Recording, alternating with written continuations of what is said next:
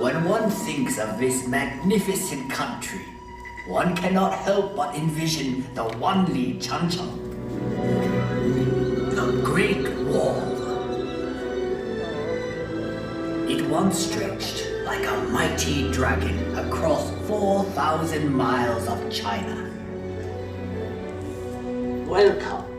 I am Li Bai, a poet of the Tang Dynasty, and I have returned to share with you reflections of my beloved China. Like this great wall, it winds like a road across timeless landscapes, but one can also find landscapes that are ever changing.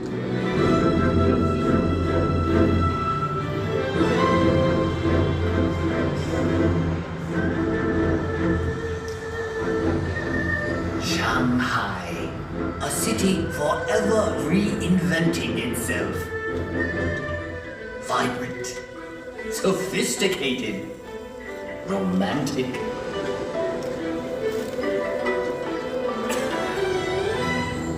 As Shanghai reflects modern China, historic Nanjing Road reflects modern Shanghai. Set your gaze across the Huangpu River and you will find a new China that reaches for the sky. Yet in this city of East meets West, one can still find treasures of Shanghai's stately European influence. Even in the hectic pace of modern China, there is always time for Tai Chi, a tradition that has endured for centuries.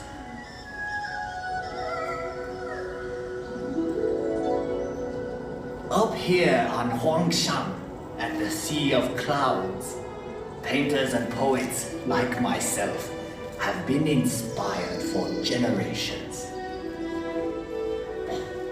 In China, we say, a poem in every painting, and a painting in every poem.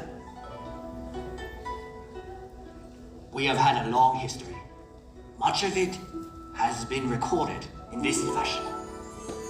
However, it may be said that the history of the Chinese people is not written in ink, but with water.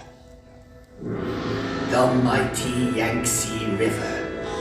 A fellow poet once wrote, traveling against the currents of the Yangtze is more difficult than climbing to heaven. That may have been once true, but no longer.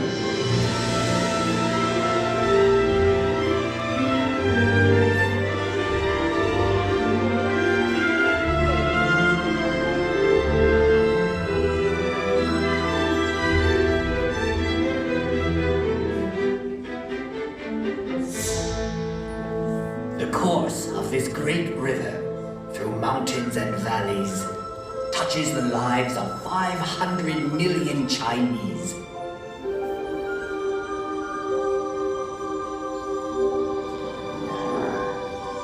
There is no better example of China's harmony with water than Suzhou. This ancient city sits on the longest man-made waterway in the world. When Marco Polo traveled this way, he called Suzhou the Venice of the East. I suppose if I had traveled to Europe, they would now call Venice the Suzhou of the West.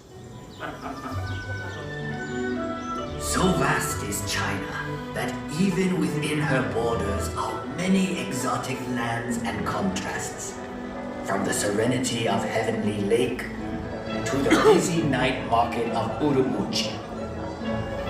Here one discovers that Xinjiang province is home to many ethnic peoples with their own unique customs and their own unique cuisines.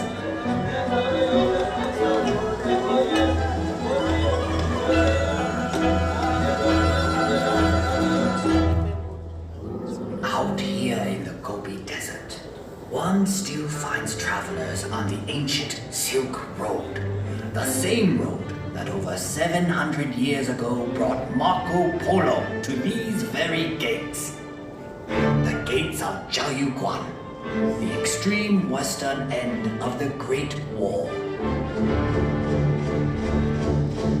A visit to Inner Mongolia shows us a reflection of an earlier time. Here, the nomadic people still live much as they always have.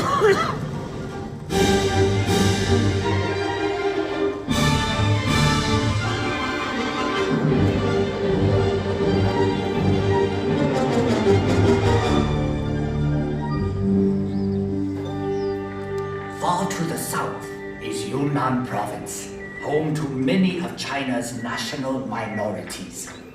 The cultures of this province are as diverse as the landscape, like the Shilin stone forest, one of nature's unique wonders. In the far northeast is Heilongjiang. Although winter here can last 6 months, the people celebrate by carving magical sculptures of ice.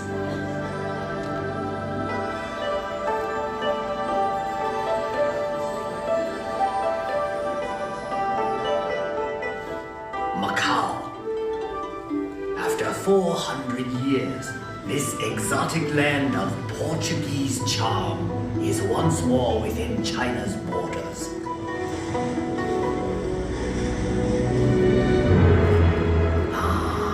Hong Kong, one of the most exciting cities on earth.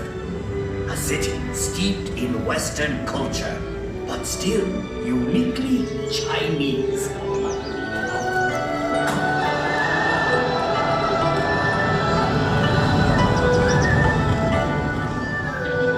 Even Hong Kong's buildings, thrusting ever skyward, reflect the city's vitality. Hong Kong, ever on the move. Yes, the Chinese landscape changes swiftly, but one can also find enduring legacies that reflect our past. Everywhere one sees our history. Ancient treasures like the 9-dragon screen reflect our traditions. Dragons were a powerful symbol of the emperor's authority.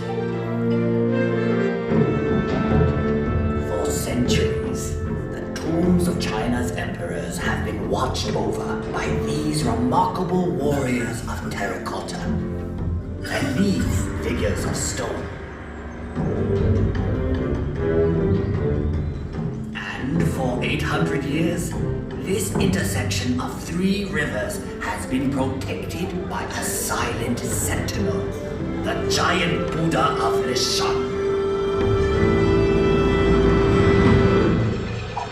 One can find a living legacy of China's past in the world-famous Peking Opera.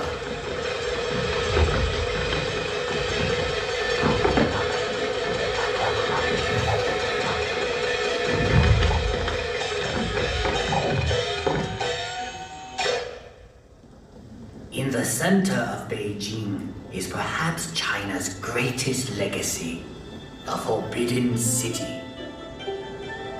Imagine courtyards that could hold 100,000 members of the imperial court.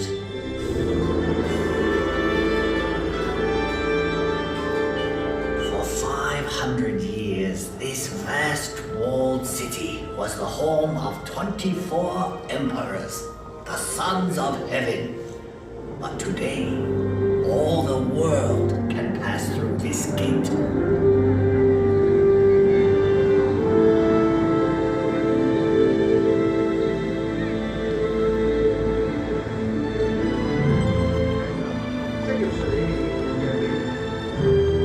Tiananmen Square. To stand here is to stand at the heart of China.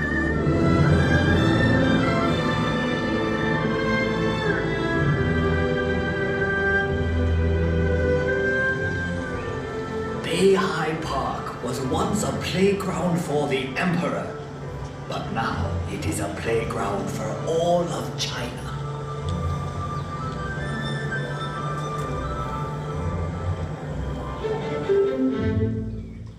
I have brought you to a place of unique beauty called Reed Flute Cave.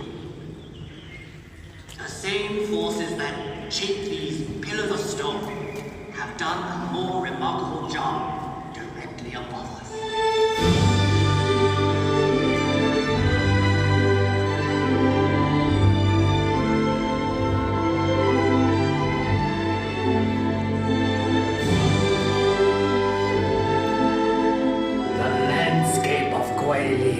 Is unsurpassed in all of China. Countless artists and poets have struggled to capture the unique beauty of this region. The Li River winds like a silver snake through these scattered dragon's teeth. I once wrote, "Whoever looks on this loses himself in eternity."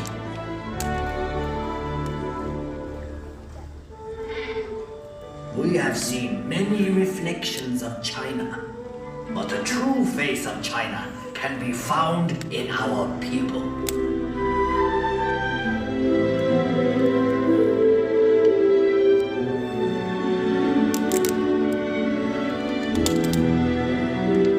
We have now come full circle. Sadly, that means this is where we must part. But I hope you will return to China someday. I'll wave of the hand now, and I am gone. Lowering my head, I dream that I am home. Until we meet again, Sajid.